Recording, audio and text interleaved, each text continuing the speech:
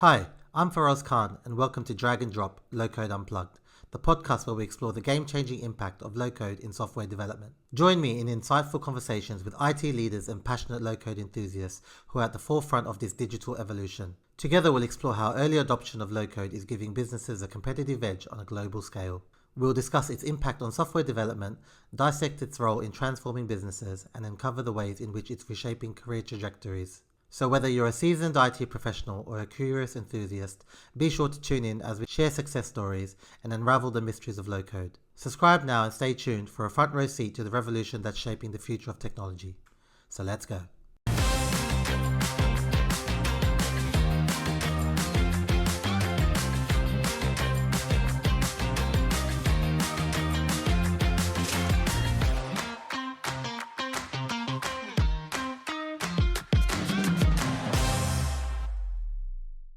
Hi Louise, how are you? Hey, I'm good. How are you? I'm good, thank you. Thank you for agreeing to be a guest on our podcast. It's a pleasure to have you. I've been following you for a while, so I'm glad you said yes when I reached out. Thank you for the invitation. It's my privilege to sit here together with you. Amazing, amazing. It'd be good to, start with a bit about, yourself, a bit about your background, who you are, where you're from, for people to know a bit about you. Yes, of course. So my name is Louise Tang. At this moment, I'm working for ABN AMRO Bank as chapter lead solution design for rapid application and development and deployment. So I work for quite a long time for the bank, 23 years. My background, third generation in the Netherlands. So my grandparents are from Hong Kong. Um, I'm, I was born and raised here in Amsterdam, studied business economics. And in my third year, I had internship. So that's why how I started at ABN AMRO. And in the last year, thesis was written and I got a permanent contract. That's amazing. So that is the And, short. did you already have an interest in the technology side of things, or was that something that just kind of came while you were studying? No, the business economics is because of my Asian background. Okay, yeah. So my parents is like, okay, you Yeah, can choose. yeah, sure. uh, so that's why I choose to make business economics. But from I was small, I really like gaming, gadgets, racing. So it is more towards the boy like things.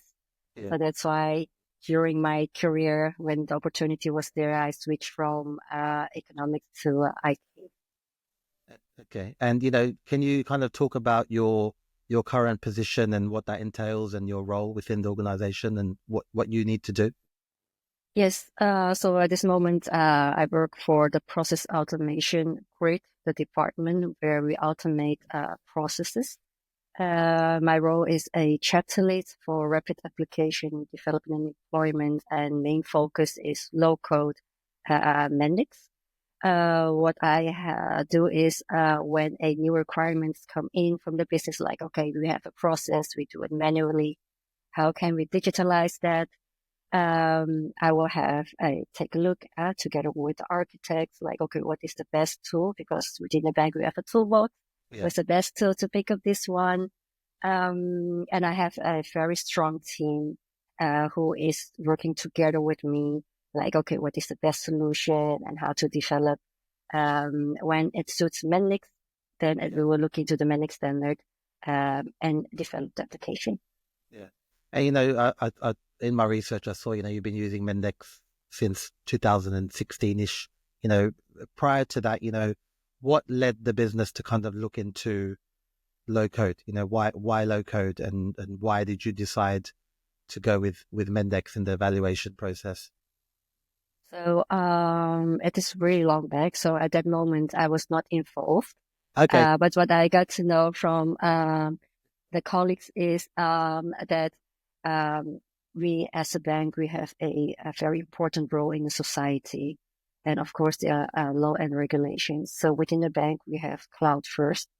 And we were looking also into low code platform, looking other vendors next to Mendix. What suits the best? Because with a bank, we have a lot of policies, regulations we need to meet. And at that moment, Mendix suits the best. We can meet our requirements that is coming from the European Central Bank. So that is how we started with Mendix. And what was your, when you were exposed to Mendix, had you yourself heard of low code? Were you a skeptic before that? What was your first impression of the Mendix platform? So we have multiple local platforms within the bank. When I first heard about Mendix, I was very excited. It is new, and how does it look like? And I learned from the initiator who was setting up the Mendix platform within the bank, talked about it. Also developers within and outside the bank, how their experiences are, and read a lot on social media like LinkedIn and the Mendix website itself. So I'm very excited. Yeah, and with the kind of platform, what can you tell me? How it's helped the business, and what you've built, and how kind of there's this thing about low code is fast, right? But also, as fast as you can build something, you can make a mistake that fast as well if you don't have the right team behind it. So can you tell me a bit about the journey of what you've built, the successes behind it, any, kind of pitfalls that you had along the way? Yes, definitely. So I totally agree with you when you can build fast, garbage in, garbage out. And I'm lucky that I work with developers who are very diverse. Like I compose my own team, and there's one big Mendix community, and also within the bank we know each other. Like there are 3 top banks within the Netherlands that we communicate very often and exchange experience. So lucky me, I have Mendix experts who are coming from high code to low code. So they already have the basic, and also are curious about how it works with cloud, public cloud and private cloud. So together with them, we form a very good team that complements each other with all the areas we need. And it is how we develop an application. And with Mendix, you can develop a wireframe first that we can showcase to the business.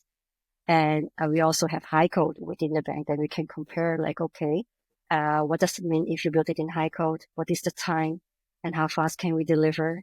And we apply Agile Scrum within the bank, sprints of 2 weeks. So we have that room to explore. And of course we did, and we see like, okay, this use case is much more complex. We'll be using another local tool for BPM, for example. Yeah. And Mendix is suitable for this one. So that is how we decide with a group of people like architects, developers, seniors, and decide before we start developing. Yeah. And you spoke about obviously hiring traditional developers and, bringing them up to speed in the Mendix and low code platforms. How was that experience? But obviously we speak to people all the time, and there's a big low code versus high code conversation, which I don't think really needs to happen. But, do you find those traditional developers can sometimes get stuck in their old ways? Yes, we have a very big project that we worked on. It's like workforce management. And I do see the difference between a developer who is coming from high code. But even then, it is very personal, right? Yeah. Every developer has their own style. And one who is experienced in high code tend to use high code to solve some, complex functionality, while someone who is also coming from high code and looking to it like, okay, we can also use some components from Mendix library itself. So it is very different, but I do have lessons learned.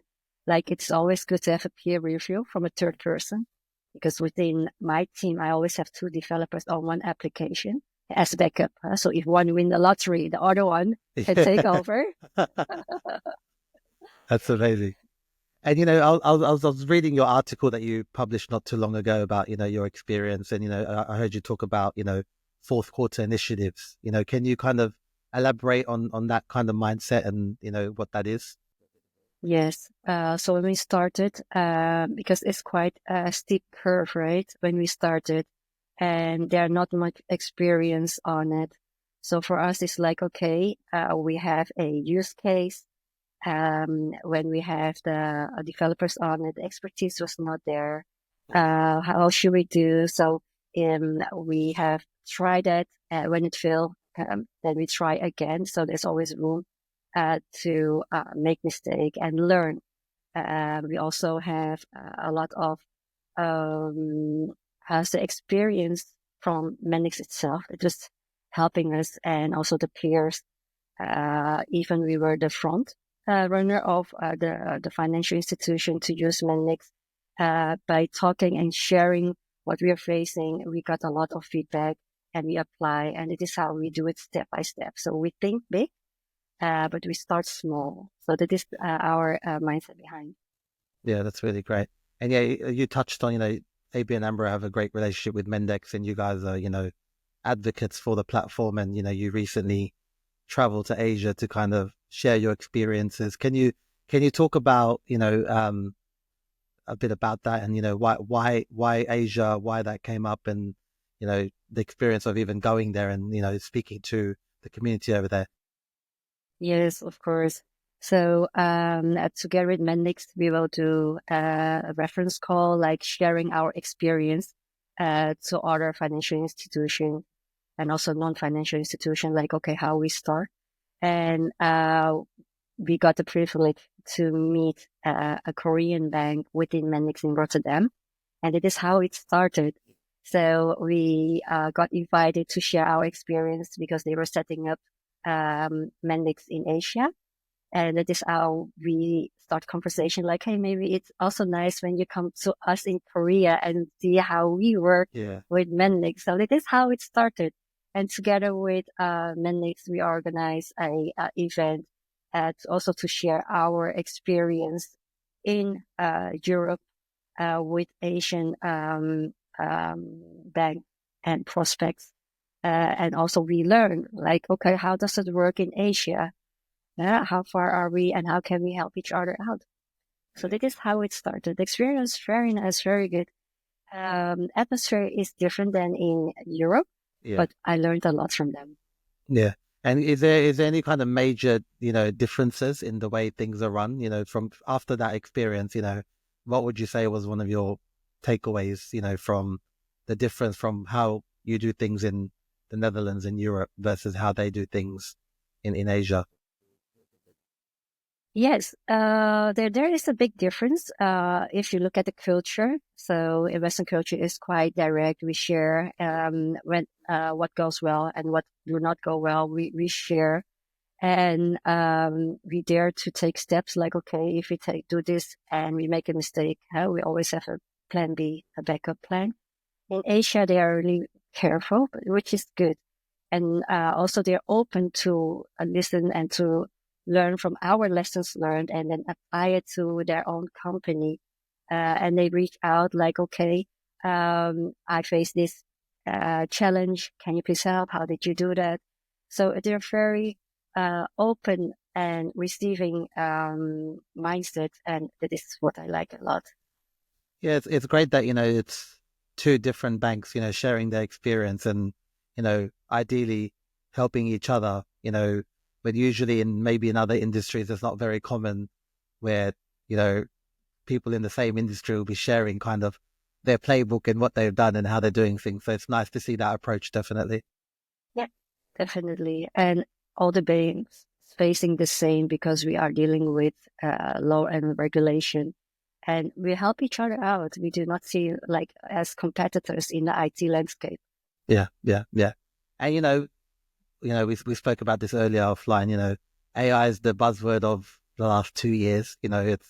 That's what everyone's talking about, is the business kind of looking at AI, not just for the business, but also your just for your developers and their kind of day to day, is there any kind of plans or already things in place to kind of implement things? Yes, definitely. AI is something which is new, and it helps a lot. Like things that you are doing, and it recurs very often. It is for you, like for a senior, for example, is telling me like, oh, AI is helping me, so I will have a first setup but still the experience he needs to check, right? Like, Yeah, of okay, course. what AI gave me back, is it correct or not?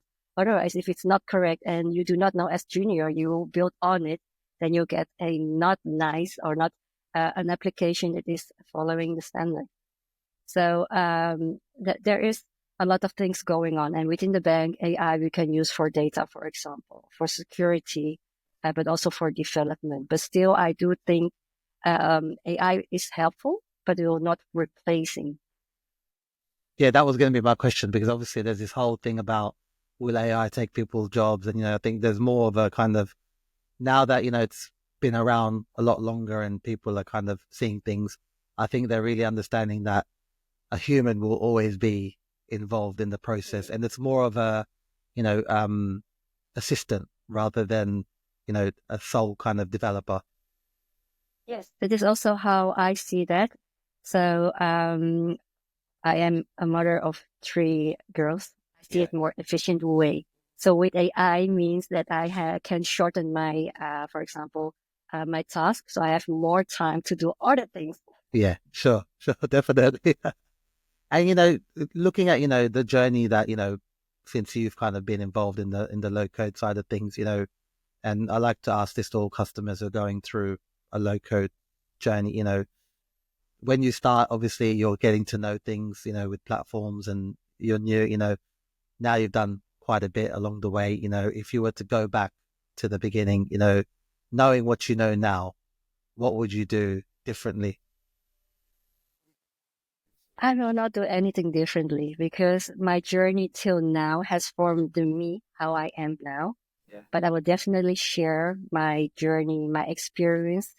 I hope it will inspire other developers, doesn't matter man or woman, that they can see what I have done and how what apply for them. They can apply it in their own journey because Yeah. every part is different. Yeah, of course, of course.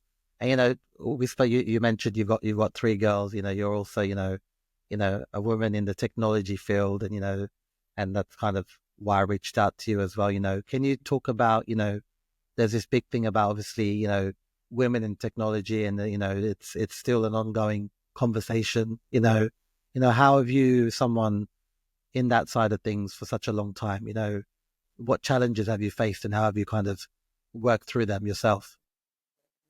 Yeah. So as my background, my grandparents are coming from Hong Kong, a single mom, in a company as the bank. I got a lot of support from ABN AMRO itself. I'm very happy with that. The journey is different than if I was a man, for example. Um, how I experience that is I need to share and work harder on my visibility. And my journey with Mendix is it is easy to learn, difficult to master. But if you look at a single mom with 3 teenager girls, my journey is started like 4 years back. I got the certification. I got my role within the bank and also the latest status as a MVP of Mendix. I hope I will inspire other ladies to do that. When you want something, you will get it. And that's amazing, and congrats on the MVP. I think do you feel women bring a different perspective to technology anyway, for a different mindset? Yeah, definitely. I do see if I compare with my peers, developers and team members within IT, women are very good in multitasking, do a lot of things, and it is the same way how in low code, right? We do not write a lot of lines of code. We will look into how we can make things simple, efficient, and visualize that. We are more tending like, okay, when you have a user within the bank, we have processes who are like more than 30, 40 years old that we can talk to the users like, okay, you have done this for 20 years. How we can help you. We will not steal your job, but we will help you to make your life more easy. So that is, I do see the strength of a woman. And I do think that we complement each other. It is not women are the best or Yeah. men are the best. Working together is the best way to develop a very nice application to support our customers. Yeah, yeah. And do you feel, in technology aside, just in the low code space, and from my experience, I see, there's a lot of, it's still kind of not enough women, in my opinion, but I feel there's a lot more women, and they can, do you think low code bridges that gap where they can grow more rapidly, in the low code space versus the traditional side of things? Yeah, definitely, definitely. There will be more women encouraged when they see. The first time is always scary, right? You do not Yeah, know what yeah, you expect. And I see a lot of women in tech that will inspire other women and showcase, like now share my experience. yeah, Like how is it for me? How come I study business economics, now I'm in IT, and I know how it works in low code. And low code is something that they touch every area, like getting requirements, development, testing, and use your own skills very good at and try. Like how you go to a movie you do not know. First of all, right? When you go yeah, to a movie or restaurant, try it and you will love it. yeah. Amazing advice. And, what would be your advice to kind of, young women kind of entering their career and considering technology? What advice would you give them to, help them kind of, navigate through and kind of succeed? I do think that will help is instead of thinking in a traditional way, like for example, when you're small, cars, robots were given to boys, Yeah, stuffed animals and dolls to girls. Try how it is to play with a robot, yeah, a yeah, yeah. car. You will love it. And it is how you start. So it starts with curiosity. So are you open like to learn new things? Try it. If you don't like it, it's also fine. There are other roles within tech that you can fulfill. It's not always coding. So for example, my expertise is architecture, solution design. So look in that area, a whole world will open for you. Yeah. And yeah, I think you hit the nail on the head there that, within low code, it's not just development, right? You can do so many things from, like you said, architecture, BA, products, you can Scrum, you can kind of be involved in the low code space. And also, what you touched on about your background and now being in IT, I'm keen to know from your kind of experience, especially when I speak to people, I find no matter what their background is, when they come into low code, they do find something from their previous background that can just fits and, can be applied within their job as a low code developer or whatever in that space. Do you agree with that? Yes, I do agree with that. And for me, is like look into what your skill sets are, apply it. Because when you are good in something, you do it very easily, right? Yeah. And the other things that you cannot do, you can learn instead of focusing on what you cannot do. It will not helping you in your self-confidence and you will get bored and you will leave it. But when you're doing something that you can do it naturally, focus on that and then grow into the other area that is unknown for you. So the potential is there. Yeah. Sometimes Yeah. they're hidden. Yeah. So explore a little bit and you'll find something new. Yeah. Exactly. Push the limits and try and, Yeah, really try and push the boundaries, I think. indeed. And, you've got something coming up, an event, women focused. Do you want to talk about, what's coming up and, why people should join? Yes. Thank you. There will be an event on the 12th of March. And the main topic is women in tech, but also looking into parenthood. What does it mean for a woman in tech and low code? So we'll be more focused on how low code is there in your daily life. So the technology functionality, we can have it online from other has it uh, sessions, what Mendix has shared. Sure. But this event is more focused on low code and daily life. What does it mean for a woman or dad, for example, with daughters? or for singles who are doing low code and want to know more. What does it mean for me in daily life and how I can extend it, not only at work, but also in personal life. It's amazing. It's amazing. And, shifting back to the platform itself, and, you use the platform, and no technology is perfect. No technology is ever going to be perfect. Is there anything, that you'd like to see in the platform that maybe isn't there right now? Any Yes. frustrations in your day-to-day that you think, oh, I wish the platform had this? So we work closely with Mendix and the functionality, like proof of concepts. We have very close collaboration. For example, the last POC we did is dynamic case management, for example. But I do think Mendix is very broad. As you could see, the launch of Mendix 10, they're compatible with a lot of components outside. And I do think it is good for a developer who's learning Mendix also look abroad, like broader, like with which components, for example, Microsoft, we can connect, or what does it mean for cloud, Azure, AWS. It will be nice if there's more guidelines into it, not only focusing on Mendix, because there's so much to learn. Yeah, there's so much, and you can get kind of lost in information or lack of information sometimes. Not really lack of information. If you look at one product itself, the extension sometimes will be missed.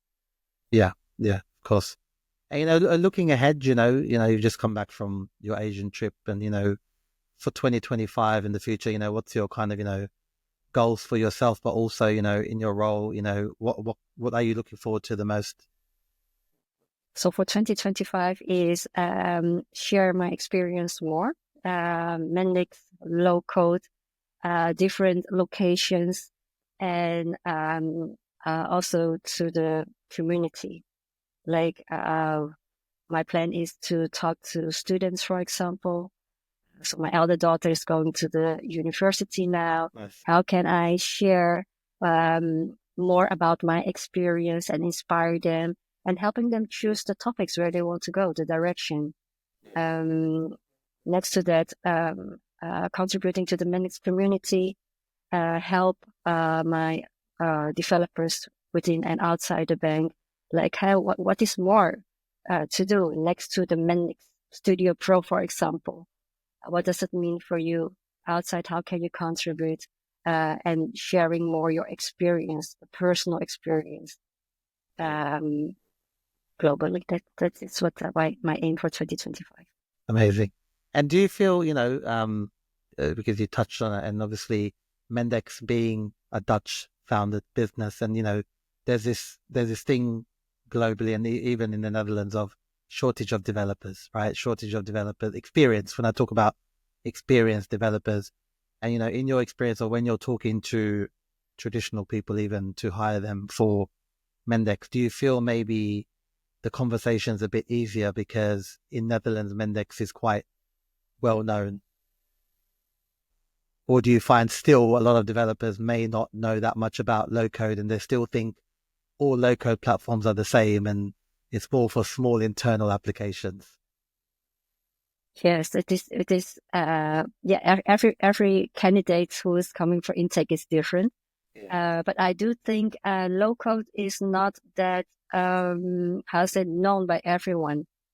And it is also one thing I would like to share is most of the time high code is focused on high code. I will read everything about high code, right? Yeah. Because you like that. But what is low code exactly? Yeah, it's something I heard or I see on LinkedIn. But I do think we can share more what low code means for us. By selecting a team member, for example, for me is not looking only into what their experience are, but are they open to learn? Because it is something you do it and you learn it on the job. You cannot go through a Mendix Academy, then you know everything. It is really applying, and every company is different. The users are different.